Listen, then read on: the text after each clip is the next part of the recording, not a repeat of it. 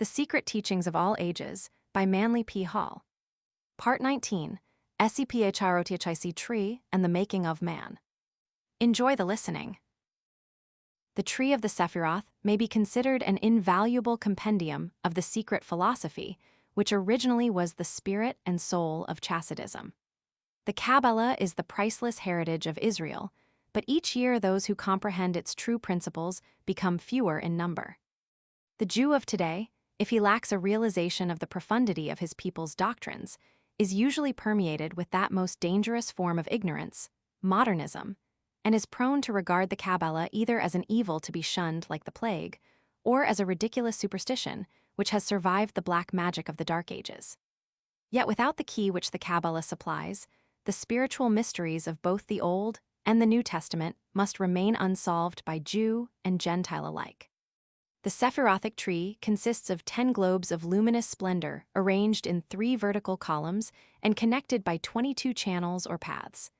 The 10 globes are called the Sephiroth, and to them are assigned the numbers 1 to 10. The 3 columns are called mercy, on the right, severity on the left, and between them, mildness as the reconciling power. The columns may also be said to represent wisdom, strength, and beauty, which form the triune support of the universe, for it is written that the foundation of all things is the 3. The 22 channels are the letters of the Hebrew alphabet, and to them are assigned the major trumps of the tarot deck of symbolic cards. Eliphaz Levi declared that by arranging the tarot cards according to a definite order, man could discover all that is knowable concerning his God, his universe, and himself. When the 10 numbers which pertain to the globes, Sephiroth, are combined with the 22 letters relating to the channels, the resultant sum is 32, the number peculiar to the Qabbalistic paths of wisdom. These paths, occasionally referred to as the 32 teeth in the mouth of the vast countenance, or as the 32 nerves that branch out from the divine brain, are analogous to the first 32 degrees of Freemasonry, which elevate the candidate to the dignity of a prince of the royal secret. Kabbalists also consider it extremely significant that in the original Hebrew scriptures the name of God should occur 32 times in the first chapter of Genesis. In the English translations of the Bible, the name appears 33 times. In the mystic analysis of the human body, according to the rabbins, 32 spinal segments lead upward to the temple of wisdom, the skull. The 4 Kabbalistic trees described in the preceding chapter were combined by later Jewish scholars into one all-inclusive diagram, and termed by them not only the Sephirothic, but also the archetypal, or heavenly, Adam. According to some authorities, it is this heavenly Adam, and not a terrestrial man, whose creation is described in the opening chapters of Genesis. Out of the substances of this divine man, the universe was formed. In him it remains and will continue even after dissolution, shall resolve the spheres back into their own primitive substance. The deity is never conceived of as actually contained in the Sephiroth, which are purely hypothetical vessels employed to define the limits of the creative essence. Adolf Frank rather likens the Sephiroth to varicolored transparent glass bowls filled with pure light, which apparently assumes the color of its containers, but whose essential nature remains ever unchanged and unchangeable. The 10 Sephiroth composing the body of the prototypic Adam, the numbers related to them, and the parts of the universe to which they correspond are as follows. Number 1, Kether, the crown, Primum mobile, the fiery heavens. Number 2, Chachma, wisdom, the zodiac, the first motion. Number 3, Binah, understanding, Saturn, the zodiac. Number 4, Hesed, mercy, Jupiter, Saturn. Number 5, Jebura, severity, Mars, Jupiter. Number 6, Tifereth, beauty, Sun, Mars. Number 7, Netza, victory, Venus, Sun. Number 8, Hod, glory, Mercury, Venus. Number 9, Jesod, the foundation, Moon, Mercury. Number 10, Malchuth, the kingdom, elements, Moon.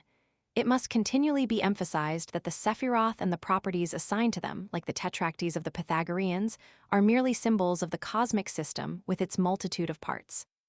The truer and fuller meaning of these emblems may not be revealed by writing or by word of mouth, but must be divined as the result of study and meditation.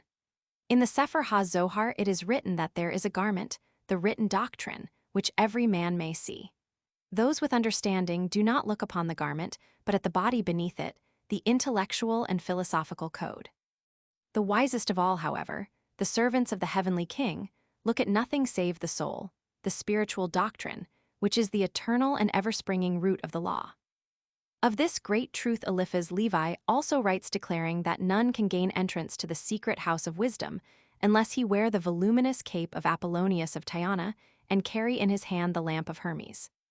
The cape signifies the qualities of self-possession and self-reliance, which must envelop the seeker as a cloak of strength, while the ever-burning lamp of the sage represents the illumined mind and perfectly balanced intellect, without which the mystery of the ages can never be solved.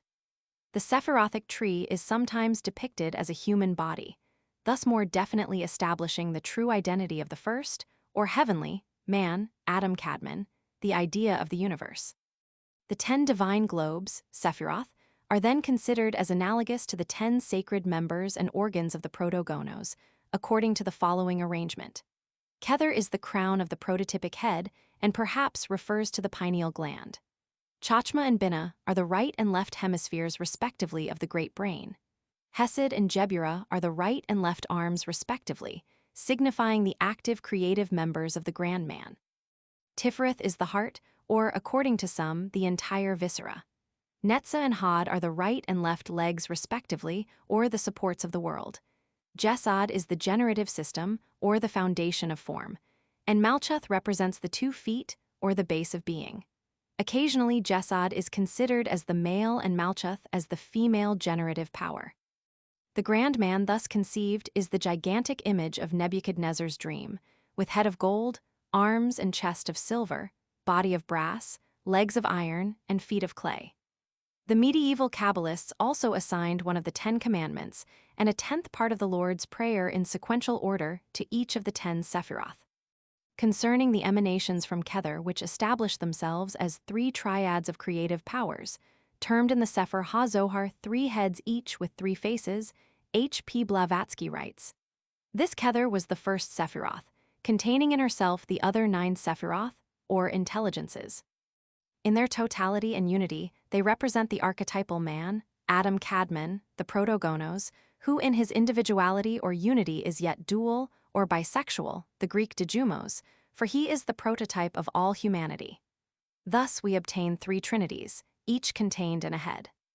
In the first head or face, the 3-faced Hindu Trimurti, we find Sephira, Kether, the first androgyne at the apex of the upper triangle, emitting Hachama, Chachma, or wisdom, a masculine and active potency, also called Jah and Binah, or intelligence, a female and passive potency, also represented by the name Jehovah. These 3 form the first trinity or face of the Sephiroth. This triad emanated Hesed or mercy, a masculine active potency, also called El, from which emanated Jebura or justice, also called Aloha, a feminine passive potency. From the union of these 2 was produced Tiferet, beauty, clemency, the spiritual son, known by the divine name Elohim. And the second triad, face or head, was formed. These emanating, in their turn, the masculine potency Netza, firmness or Jehovah Sabaoth, who issued the feminine passive potency Hod, splendor or Elohim Sabaoth. The 2 produced Jesod, foundation, who is the mighty living one El Chai, thus yielding the third trinity or head. The 10th Sephiroth is rather a duad, and is represented on the diagrams as the lowest circle. It is Malchuth or kingdom, and Shekinah, also called Adonai, and cherubim among the angelic hosts. The first head is called the intellectual world.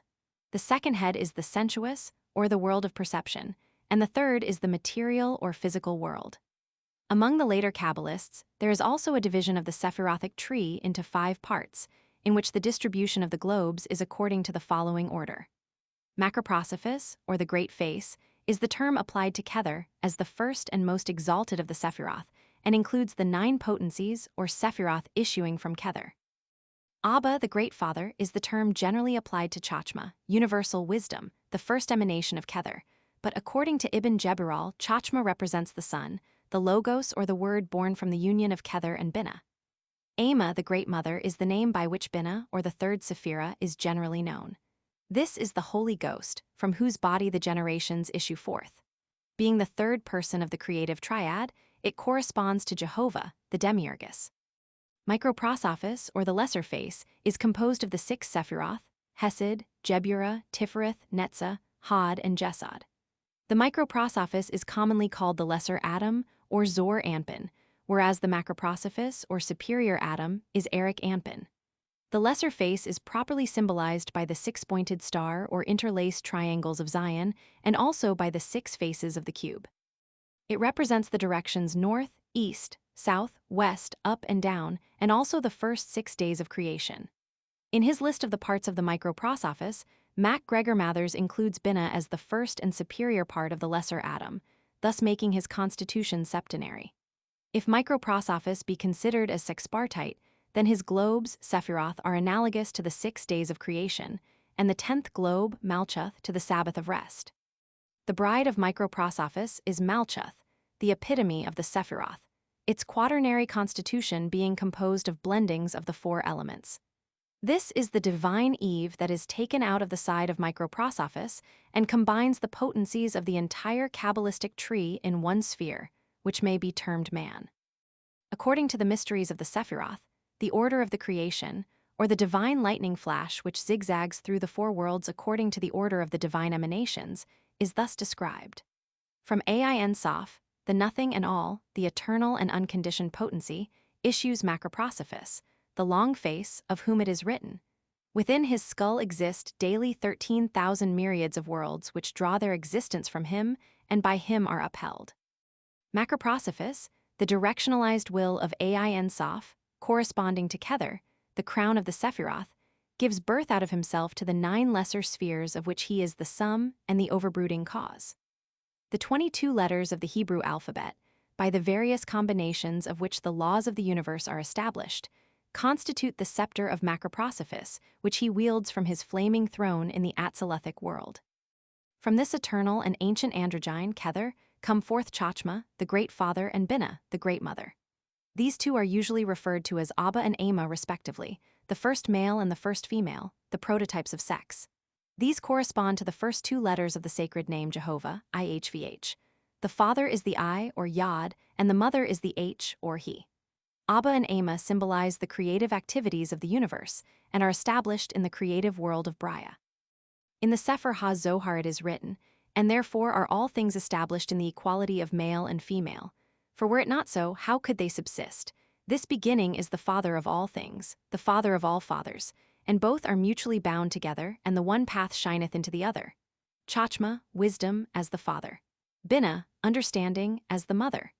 There is a difference of opinion concerning certain of the relationships of the parts of the first triad.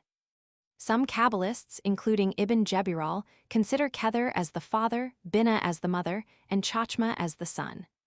In this later arrangement, wisdom, which is the attribute of the sun, becomes the creator of the lower spheres. The symbol of Binah is the dove, a proper emblem for the brooding maternal instinct of the universal mother. Because of the close similarity of their creative triad to the Christian Trinity, the later Kabbalists rearranged the first 3 Sephiroth and added a mysterious point called Doth, a hypothetical 11th Sephirah.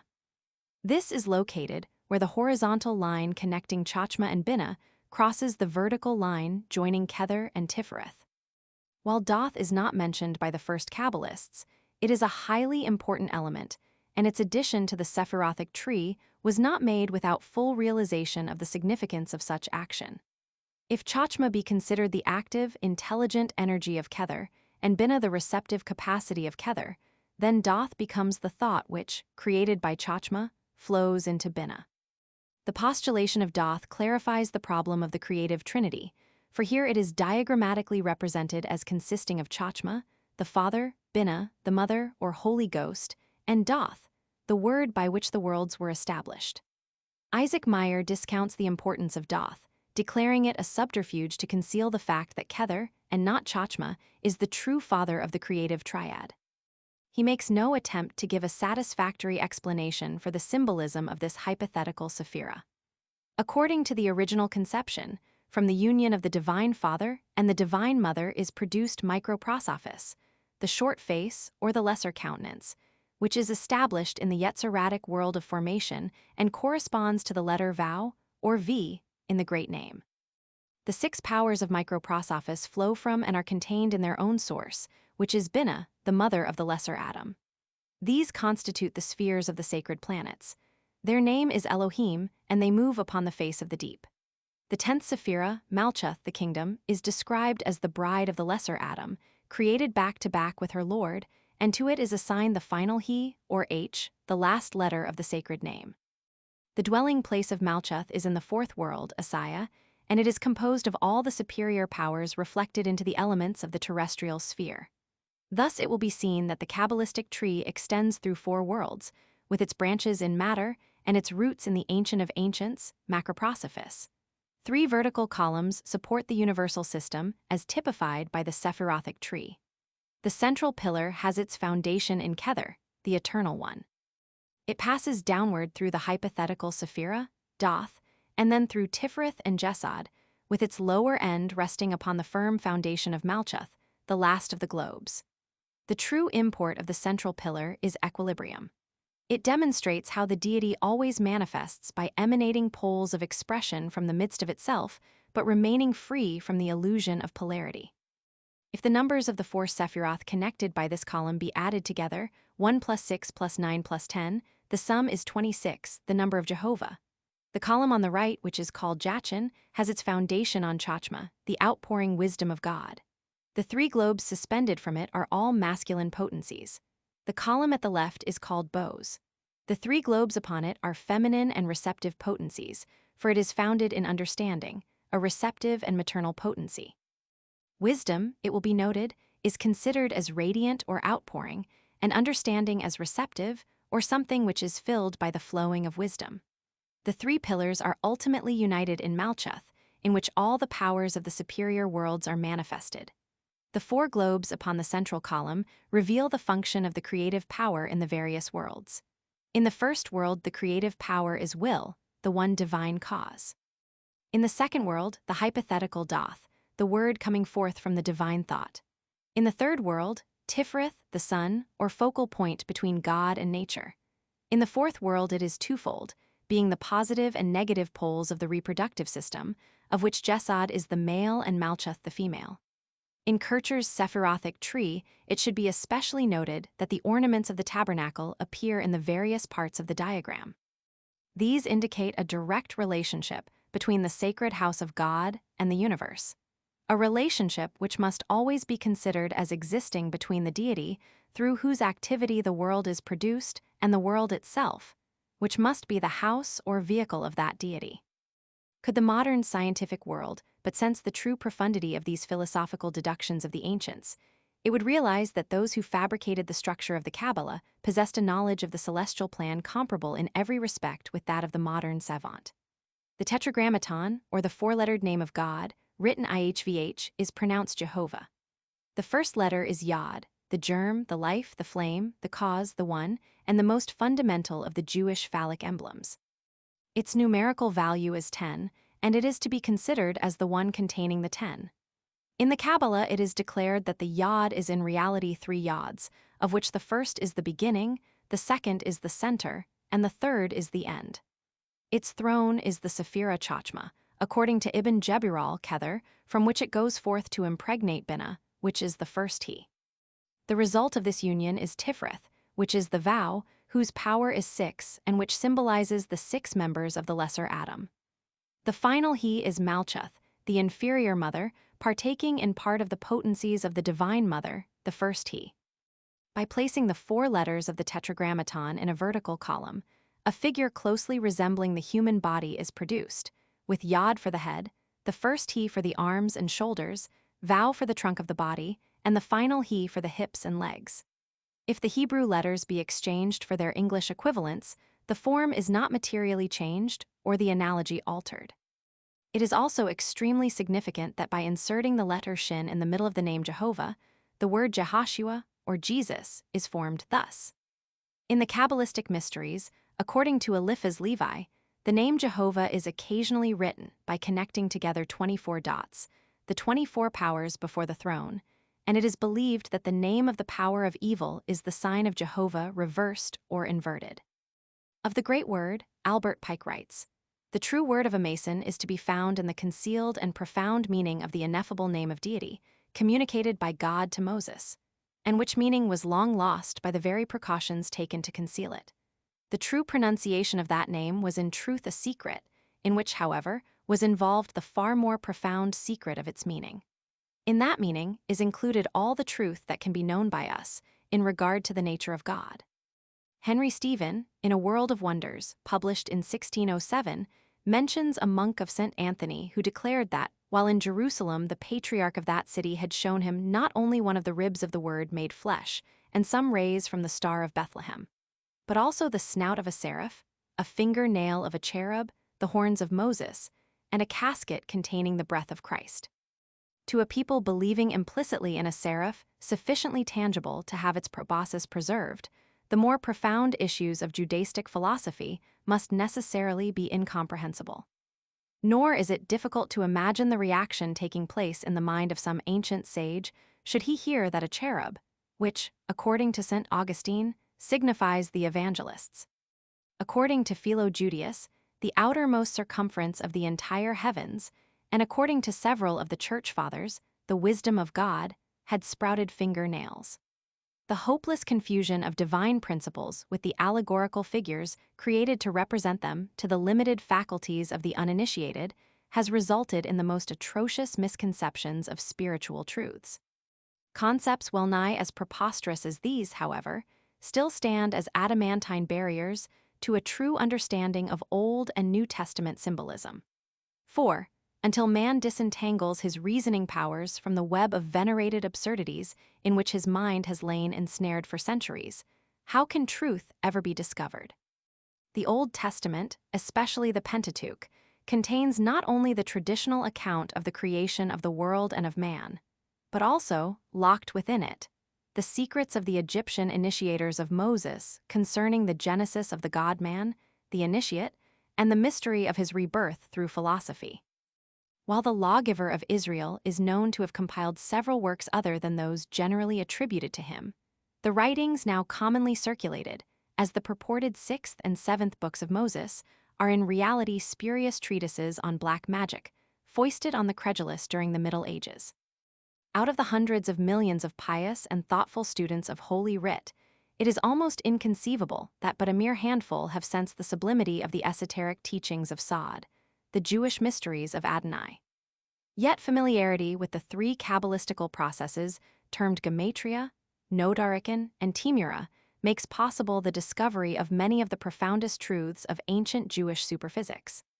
By gematria is meant not only the exchange of letters for their numerical equivalents, but also the method of determining by an analysis of its measurements the mystic purpose for which a building or other object was constructed. S. L. MacGregor Mathers, in the Kabbalah Unveiled, gives this example of the application of gematria. Thus also the passage, Gen Roman 18. 2 vhnh shlshh vehena shalisha, and lo, 3 men, equals in numerical value, alv mikal gbrial vrpal, alo Michael Gabriel viraftel. These are Michael, Gabriel, and Raphael. For each phrase equals 701. Assuming the sides of a scalene to be 11, 9, and 6 inches, a triangle of such dimensions would then be an appropriate symbol of Jehovah, for the sum of its 3 sides would be 26, the numerical value of the Hebrew word ihvh. Gematria also includes the system of discovering the arcane meaning of a word by analyzing the size and arrangement of the strokes employed in the formation of its various letters. Gematria was employed by the Greeks as well as the Jews. The books of the New Testament, particularly those attributed to St. John, contain many examples of its use. Nicephorus Callistus declared the Gospel according to St. John to have been discovered in a cavern under the temple at Jerusalem, the volume having been secreted long anterior to the Christian era. The existence of interpolated material in the Fourth Gospel substantiates the belief that the work was originally written without any specific reference to the man Jesus, the statements therein accredited to him being originally mystical discourses delivered by the personification of the universal mind. The remaining Johannine writings, the epistles, and the apocalypse are enshrouded by a similar veil of mystery. By nodarican, each letter of a word may become the initial character of a new word. Thus from brashith, first word in the book of Genesis, are extracted 6 words which mean that, in the beginning, the Elohim saw that Israel would accept the law. Mr. Mac Gregor Mathers also gives 6 additional examples of Nodarican formed from the above word by Solomon Mer ben Moses, a medieval Kabbalist. From the famous acrostic ascribed to the Erythraean Sibyl, St. Augustine derived the word ixthus, which by Nodarican was expanded into the phrase, Jesus Christ, Son of God, Savior. By another use of Nodarican, directly the reverse of the first, the initial, last, or middle letters of the words of a sentence may be joined together to form a new word or words. For example, the name Amen may be extracted from the Lord is the faithful King. Because they had embodied these cryptic devices in their sacred writings, the ancient priests admonished their disciples never to translate, edit, or rewrite the contents of the sacred books. Under the general heading of Timura, several systems may be grouped and explained in which various letters are substituted for other letters according to prearranged tables or certain mathematical arrangements of letters, regular or irregular. Thus the alphabet may be broken into 2 equal parts and written in horizontal lines so that the letters of the lower row can be exchanged for those of the upper row, or vice versa. By this procedure, the letters of the word kuzu may be exchanged for those of IHVH, the tetragrammaton. In another form of Timura, the letters are merely rearranged. The stone which is found in the center of the world, from which point the earth spread out on all sides. When broken in 2, the stone becomes the placing of God. Again, Timura may consist of a simple anagram, as in the English word live, which reversed becomes evil. The various systems of Timura are among the most complicated and profound devices of the ancient rabbins. Among theological scholars, there is a growing conviction that the hitherto accepted translations of the scriptural writings do not adequately express the spirit of the original documents. After the first copy of the Book of God, writes H.P. Blavatsky, has been edited and launched on the world by Hilkiah, this copy disappears, and Ezra has to make a new Bible which Judas Maccabeus finishes. When it was copied from the horned letters into square letters, it was corrupted beyond recognition. The Masorah completed the work of destruction. Finally, we have a text, not 900 years old, abounding with omissions, interpolations, and premeditated perversions. Prof. Crawford Howell Toy of Harvard notes, manuscripts were copied and recopied by scribes who not only sometimes made errors in letters and words, but permitted themselves to introduce new material into the text, or to combine in one manuscript, without mark of division, writings composed by different men. Instances of these sorts of procedure are found especially in Micah and Jeremiah, and the groups of prophecies which go under the names of Isaiah and Zechariah. Does the mutilated condition of the Holy Bible, in part accidental, represent none the less a definite effort to confuse the uninitiated reader, and thus better conceal the secrets of the Jewish Tannaim? Never has the Christian world been in possession of those hidden scrolls which contain the secret doctrine of Israel. And if the Kabbalists were correct in their assumption that the lost books of the Mosaic mysteries have been woven into the fabric of the Torah, then the scriptures are veritably books within books. In rabbinical circles, the opinion is prevalent that Christendom never has understood the Old Testament and probably never will. In fact, the feeling exists, in some quarters at least, that the Old Testament is the exclusive possession of the Jewish faith. Also that Christianity, after its unrelenting persecution of the Jew, takes unwarranted liberties when it includes strictly Jewish writings in its sacred canon. But, as noted by one rabbi, if Christianity must use the Jewish scriptures, it should at least strive to do so with some degree of intelligence. In the opening chapter of Genesis, it is stated that after creating light and separating it from darkness, the 7 Elohim divided the waters which were under the firmament from the waters which were above the firmament. Having thus established the inferior universe in perfect accord with the esoteric teachings of the Hindu, Egyptian, and Greek mysteries, the Elohim next turned their attention to the production of flora and fauna, and lastly man. And God said, "Let us make man in our image, after our likeness." So God created man in his own image, in the image of God created he him. Male and female created he them. And God blessed them, and God said unto them, Be fruitful, and multiply, and replenish the earth. Consider in thoughtful silence the startling use of pronouns in the above extract from the most perfect example of English literature. When the plural and androgynous Hebrew word Elohim was translated into the singular and sexless word God, the opening chapters of Genesis were rendered comparatively meaningless. It may have been feared that had the word been correctly translated as the male and female creative agencies, the Christians would have been justly accused of worshipping a plurality of gods in the face of their repeated claims to monotheism. The plural form of the pronouns us and our reveals unmistakably, however, the pantheistic nature of divinity. Further, the androgynous constitution of the Elohim, God, is disclosed in the next verse, where he, referring to God, is said to have created man in his own image, male and female. Or, more properly, as the division of the sexes had not yet taken place, male-female. This is a death blow to the time-honored concept that God is a masculine potency as portrayed by Michelangelo on the ceiling of the Sistine Chapel. The Elohim then order these androgynous beings to be fruitful. Note that neither the masculine nor the feminine principle as yet existed in a separate state. And lastly, note the word replenish.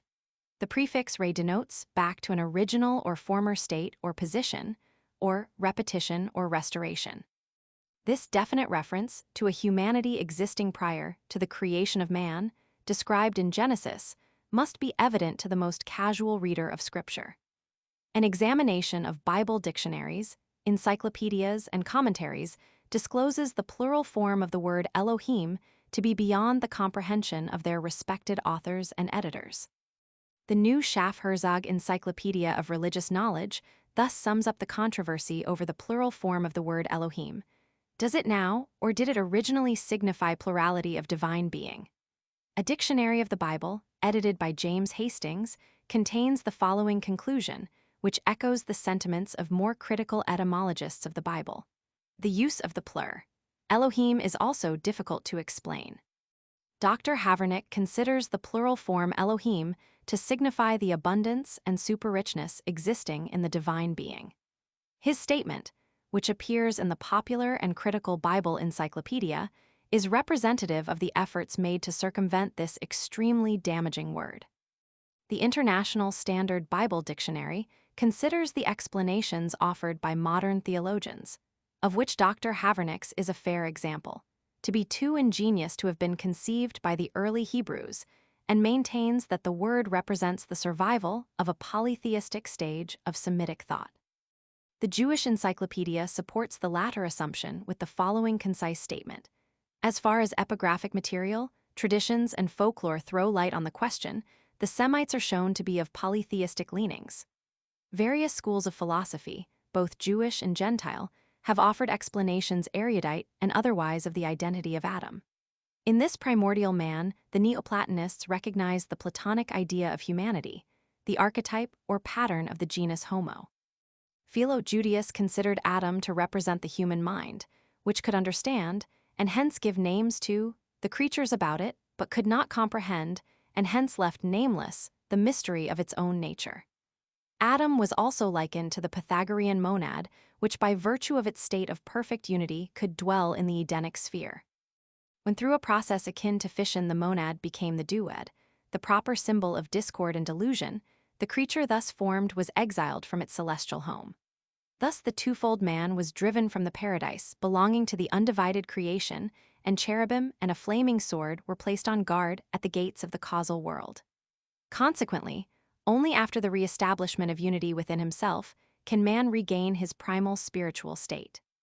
According to the Isarim, the secret doctrine of Israel taught the existence of 4 Adams, each dwelling in one of the 4 Qabbalistic worlds.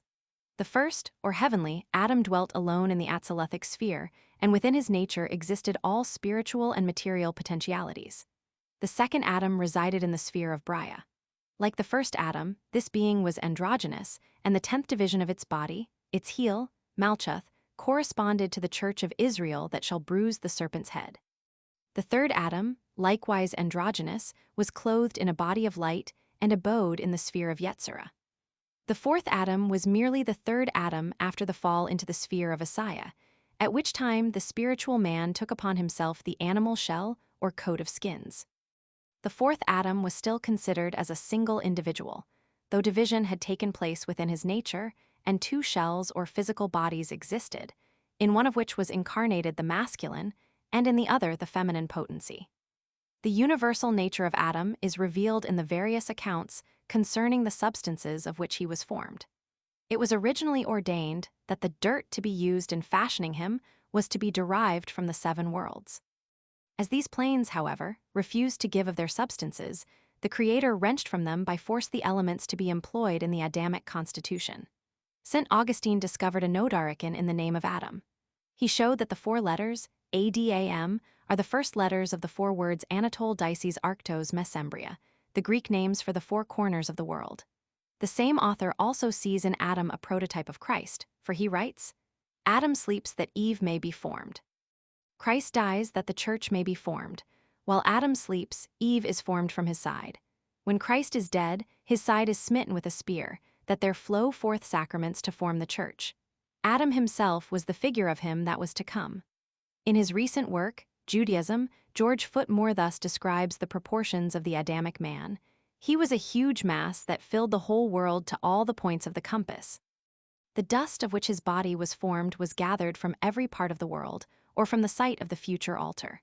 Of greater interest is the notion that man was created androgynous, because it is probably a bit of foreign lore adapted to the first pair in Genesis. R. Samuel Bar Naaman, 3rd century, said, when God created Adam, he created him facing both ways. Then he sawed him in 2 and made 2 backs, 1 for each figure.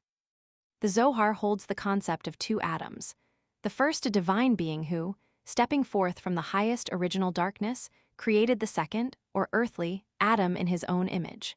The higher, or celestial, man was the causal sphere with its divine potencies and potentialities considered as a gigantic personality. Its members, according to the Gnostics, being the basic elements of existence. This Adam may have been symbolized as facing both ways to signify that with one face it looked upon the proximate cause of itself, and with the other face looked upon the vast sea of cosmos into which it was to be immersed. Philosophically, Adam may be regarded as representative of the full spiritual nature of man, androgynous and not subject to decay. Of this fuller nature, the mortal man has little comprehension. Just as spirit contains matter within itself, and is both the source and ultimate of the state denominated matter, so Eve represents the lower, or mortal portion that is taken out of, or has temporal existence in the greater and fuller spiritual creation. Being representative of the inferior part of the individual, Eve is the temptress who, conspiring with the serpent of mortal knowledge, caused Adam to sink into a trance-like condition in which he was unconscious of his own higher self. When Adam seemingly awoke, he actually sank into sleep, for he no longer was in the spirit but in the body. Division having taken place within him, the true Adam rested in paradise while his lesser part incarnated in a material organism, Eve, and wandered in the darkness of mortal existence. The followers of Mohammed apparently sensed more accurately than the uninitiated of other sects the true mystic import of paradise. For they realized that prior to his fall the dwelling place of man was not in a physical garden in any particular part of the earth, but rather in a higher sphere, the angelic world, watered by 4 mystical streams of life.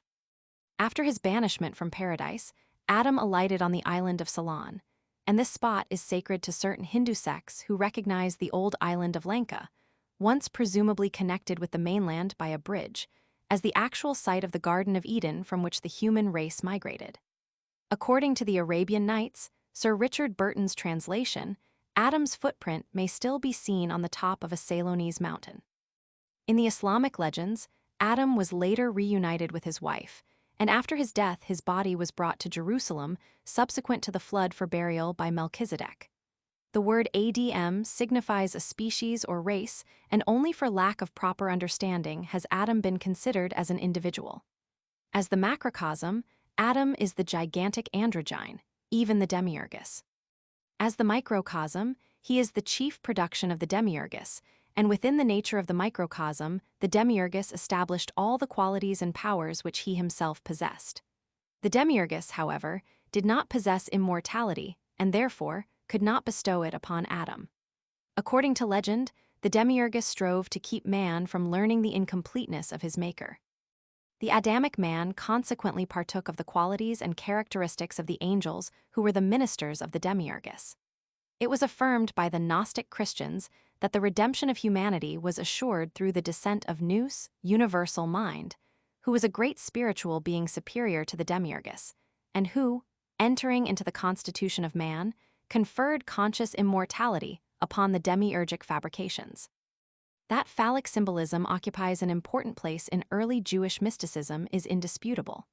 Hargrave Jennings sees in the figure of Adam a type of the lingam of Shiva, which was a stone representative of the creative power of the world generator. In Gregory's works, writes Jennings, is a passage to the effect that Noah daily prayed in the ark before the body of Adam, i.e., before the phallus, Adam being the primitive phallus great procreator of the human race.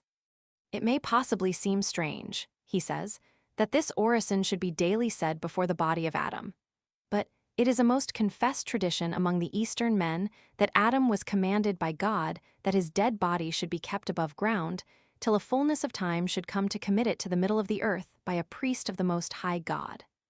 This means Mount Moriah, the Meru of India. This body of Adam was embalmed and transmitted from father to son, till at last it was delivered up by Lamech into the hands of Noah. This interpretation somewhat clarifies the Qabbalistic assertion that in the first Adam were contained all the souls of the Israelites. Though according to the Oriya legenda Adam was buried with the 3 seeds of the tree of knowledge in his mouth, it should be borne in mind that apparently conflicting myths were often woven around a single individual. One of the profound mysteries of Kabbalism is that set forth in the Notarican based upon the letters of the name Adam, ADM. These 3 letters form the initials of the names Adam, David, and the Messiah, and these 3 personalities were said to contain one soul.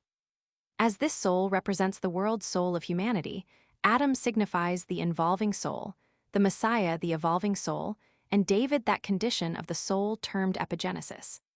In common with certain philosophically institutions of Asia, the Jewish mysteries contained a strange doctrine concerning the shadows of the gods. Gazing down into the abyss, the Elohim beheld their own shadows, and from these shadows patterned the inferior creation. In the dramatic representation of the creation of man in the mysteries, writes the anonymous master of Balliol College, the Elim Elohim were represented by men who, when sculpturing the form of an Adamite being, of a man, traced the outline of it on their own shadow, or modeled it on their own shadow traced on the wall. This is how the art of drawing originated in Egypt, and the hieroglyphic figures carved on the Egyptian monuments have so little relief that they still resemble a shadow. In the ritualism of the early Jewish mysteries, the pageantry of creation was enacted, the various actors impersonating the creative agencies. The red dirt from which the Adamic man was fashioned may signify fire, particularly since Adam is related to the Yod, or fire flame, which is the first letter of the sacred name Jehovah. In John Roman 2:20, it is written that the temple was 46 years in the building, a statement in which St. Augustine sees a secret and sacred gematria. For according to the Greek philosophy of numbers, the numerical value of the name Adam is 46. Adam thus becomes the type of the temple, for the house of God, like primitive man, was a microcosm or epitome of the universe. In the mysteries, Adam is accredited with having the peculiar power of spiritual generation. Instead of reproducing his kind by the physical generative processes, he caused to issue from himself, or, more correctly, to be reflected upon substance, a shadow of himself. This shadow he then ensouled, and it became a living creature. These shadows, however, remain only as long as the original figure of which they are the reflections endures, for with the removal of the original the host of likenesses vanish with it. Herein is the key to the allegorical creation of Eve out of the side of Adam.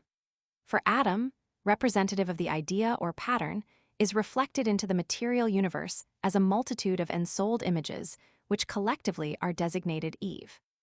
According to another theory, the division of the sexes took place in the archetypal sphere. Hence, the shadows in the lower world were divided into 2 classes consistent with the orders established in the archetype. In the apparently incomprehensible attraction of one sex for the other, Plato recognized a cosmic urge toward reunion of the severed halves of this archetypal being. Exactly what is to be inferred by the division of the sexes, as symbolically described in Genesis, is a much debated question. That man was primarily androgynous is quite universally conceded, and it is a reasonable presumption that he will ultimately regain this bisexual state. As to the manner in which this will be accomplished, 2 opinions are advanced. One school of thought affirms that the human soul was actually divided into 2 parts, male and female, and that man remains an unperfected creature, until these parts are reunited through the emotion which man calls love. From this concept has grown the much-abused doctrine of soulmates, who must quest through the ages until the complementary part of each severed soul is discovered. The modern concept of marriage is to a certain degree founded upon this ideal. According to the other school, the so-called division of the sexes resulted from suppression of one pole of the androgynous being in order that the vital energies manifesting through it might be diverted to development of the rational faculties. From this point of view, man is still actually androgynous and spiritually complete, but in the material world, the feminine part of man's nature and the masculine part of woman's nature are quiescent. Through spiritual unfoldment and knowledge imparted by the mysteries, however, the latent element in each nature is gradually brought into activity, and ultimately the human being thus regains sexual equilibrium. By this theory, woman is elevated from the position of being man's errant part to one of complete equality.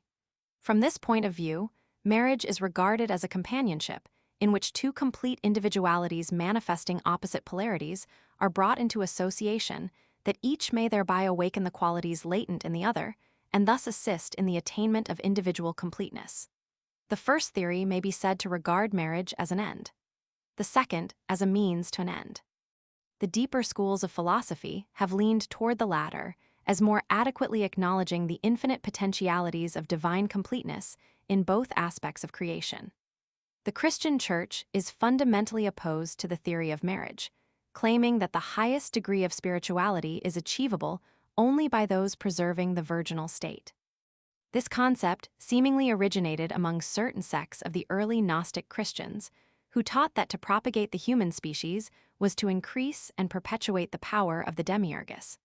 For the lower world was looked upon as an evil fabrication created to ensnare the souls of all born into it. Hence, it was a crime to assist in bringing souls to earth. When, therefore, the unfortunate father or mother shall stand before the final tribunal, all their offspring will also appear and accuse them of being the cause of those miseries attendant upon physical existence. This view is strengthened by the allegory of Adam and Eve, whose sin through which humanity has been brought low is universally admitted to have been concerned with the mystery of generation. Mankind, owing to Father Adam its physical existence, regards its progenitor as the primary cause of its misery, and in the judgment day, rising up as a mighty progeny, will accuse its common paternal ancestor. Those Gnostic sects maintaining a more rational attitude on the subject declared the very existence of the lower worlds to signify that the Supreme Creator had a definite purpose in their creation. To doubt his judgment was, therefore, a grievous error. The Church, however, seemingly arrogated to itself the astonishing prerogative of correcting God in this respect, for wherever possible it continued to impose celibacy, a practice resulting in an alarming number of neurotics. In the mysteries, celibacy is reserved for those who have reached a certain degree of spiritual unfoldment. When advocated for the mass of unenlightened humanity, however, it becomes a dangerous heresy, fatal alike to both religion and philosophy. As Christendom in its fanaticism has blamed every individual Jew for the crucifixion of Jesus, so with equal consistency, it has maligned every member of the feminine sex. In vindication of Eve philosophy, claims that the allegory signifies merely that man is tempted by his emotions to depart from the sure path of reason. Many of the early church fathers sought to establish a direct relationship between Adam and Christ, thereby obviously discounting the extremely sinful nature of man's common ancestor, since it is quite certain that when St. Augustine likens Adam to Christ and Eve to the Church, he does not intend to brand the latter institution as the direct cause of the fall of man. For some inexplicable reason, however, religion has ever regarded intellectualism, in fact every form of knowledge, as fatal to man's spiritual growth. The ignorantine friars are an outstanding example of this attitude. In this ritualistic drama, possibly derived from the Egyptians, Adam, banished from the Garden of Eden, represents man philosophically exiled from the sphere of truth. Through ignorance, man falls. Through wisdom, he redeems himself. The Garden of Eden represents the house of the mysteries, in the midst of which grew both the tree of life and the tree of the knowledge of good and evil. Man, the banished Adam, seeks to pass from the outer court of the sanctuary, the exterior universe, into the sanctum sanctorum, but before him rises a vast creature armed with a flashing sword that, moving slowly but continually, sweeps clear a wide circle, and through this, ring pass not, the Adamic man cannot break. The cherubim address the seeker thus: Man, thou art dust, and to dust thou shalt return. Thou wert fashioned by the builder of forms. Thou belongest to the sphere of form, and the breath that was breathed into thy soul was the breath of form, and like a flame it shall flicker out. More than thou art thou canst not be. Thou art a denizen of the outer world, and it is forbidden thee to enter this inner place. And the Adam replies, Many times have I stood within this courtyard, and begged admission to my Father's house, and thou hast refused it me, and sent me back to wander in darkness. True it is that I was fashioned out of the dirt, and that my Maker could not confer upon me the boon of immortality. But no more shalt thou send me away. For, wandering in the darkness, I have discovered that the Almighty hath decreed my salvation, because he hath sent out of the most hidden mystery his only begotten, who didst take upon himself the world fashioned by the Demiurgus. Upon the elements of that world was he crucified, and from him hath poured forth the blood of my salvation. And God, entering into his creation, hath quickened it, and established therein a road that leadeth to himself. While my Maker could not give me immortality, immortality was inherent in the very dust of which I was composed, for before the world was fabricated, and before the Demiurgus became the region of nature, the eternal life had impressed itself upon the face of cosmos. This is its sign, the cross. Do you now deny me entrance, I who have at last learned the mystery of myself? And the voice replies, He who is aware is, behold. Gazing about him, Adam finds himself in a radiant place, in the midst of which stands a tree with flashing jewels for fruit, and entwined about its trunk a flaming, winged serpent crowned with a diadem of stars. It was the voice of the serpent that had spoken. Who art thou? Demands the Adam. I, the serpent answers, am Satan who was stoned. I am the adversary, the Lord who is against you, the one who pleads for your destruction before the eternal tribunal. I was your enemy upon the day that you were formed. I have led you into temptation. I have delivered you into the hands of evil. I have maligned you. I have striven ever to achieve your undoing. I am the guardian of the tree of knowledge, and I have sworn that none whom I can lead astray shall partake of its fruits. The Adam replies, For uncounted ages have I been thy servant. In my ignorance I listened to thy words, and they led me into paths of sorrow. Thou hast placed in my mind dreams of power, and when I struggled to realize those dreams, they brought me naught but pain. Thou hast sowed in me the seeds of desire, and when I lusted after the things of the flesh, agony was my only recompense. Thou hast sent me false prophets and false reasoning, and when I strove to grasp the magnitude of truth, I found thy laws were false, and only dismay rewarded my strivings. I am done with thee forever, O artful spirit. I have tired of thy world of illusions. No longer will I labor in thy vineyards of iniquity. Get thee behind me, tempter, and the host of thy temptations. There is no happiness, no peace, no good, no future in the doctrines of selfishness, hate, and passion preached by thee. All these things do I cast aside. Renounced is thy rule forever. And the serpent makes answer, Behold, O Adam, the nature of thy adversary. The serpent disappears in a blinding sunburst of radiance, and in its place stands an angel resplendent in shining, golden garments with great scarlet wings that spread from one corner of the heavens to the other. Dismayed and awestruck, the Adam falls before the divine creature. I am the Lord who is against thee and thus accomplishes thy salvation, continues the voice. Thou hast hated me, but through the ages yet to be thou shalt bless me, for I have led thee out of the sphere of the Demiurgus. I have turned thee against the illusion of worldliness. I have weaned thee of desire. I have awakened in thy soul the immortality of which I myself partake. Follow me, O Adam, for I am the way, the life, and the truth.